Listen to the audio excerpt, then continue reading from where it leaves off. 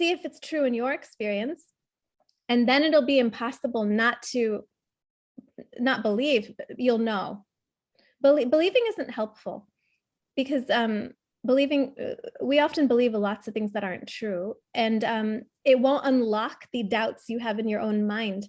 But as things resonate with you and they hit you, you will benefit from it, because it will unblock the beliefs that you're having that are causing suffering. It'll unlock them, and in real time you'll feel relief. And that's where it's at. Anyone who's enlightened, they don't believe anything, because an intellectual belief is limiting inherently. I could believe anything. How many times have I believed something and then I realized it wasn't true, or I had a different perspective? Any sort of belief is an ego perspective. And so a larger perspective is not going to subscribe to black and white thinking, which is compartmentalized. A larger perspective is going to be integrated into a higher understanding. I've done that so many times. It's just like the ridiculousness of like thinking that anything is a belief that can cover every incident of anything happening in life. And now I'm just like, everyone do what's right for you. They might have felt true on a relative level, but they weren't absolutely true, and for all people. And you can give me a specific example, and it might help clarify if you want. If you felt the repressed emotions in your body, then that was your direct experience. You don't have to intellectually believe. Now, if I tell you I'm feeling repressed anger, then you would be believing me. But if you're experiencing it and you feel it and you're aware of it, then that's your direct experience. What do you think? You're not having to intellectually take somebody's word on something. That's what a belief is. I'm intellectually, I don't have any direct experience with this. I'm just going to believe something. Experience that within you. And then when you see that there's repression, you feel it, then you know.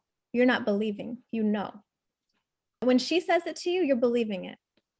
And it doesn't mean that beliefs have zero value. It might be a pointer. Okay, let me look. So someone's saying something, I can believe it blindly, or I can look and I can see if it's true. We have to always look for everything. The sky is green. You can believe me, or you can look and you can say, no, it's not. I know it's not, because I'm looking at it.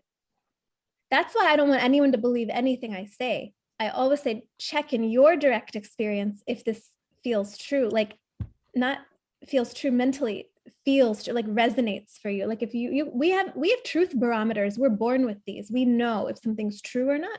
We've been trained to not use them, to believe programming,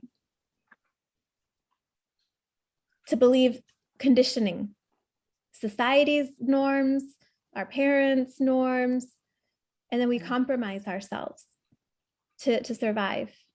And just know that you can keep asking. You don't have to understand. You don't have to believe. You have to just see if it's true in your experience. Otherwise, it's not true. Just because I say something, but like people say, like these spiritual leaders, when they say, oh, it's like this, that you are nothing and you are everything. But if you're just starting out, that doesn't help you, because that's not in your direct experience. We have to start what's in your direct experience. And the further you go in your direct experience, the further you discover, eventually you'll probably discover that, if you want to go that far. That's why I want people to feel free to share your own experiences where you're going to know. You don't have to believe somebody else's. You're going to know. Like if I say something and it hits you, you know.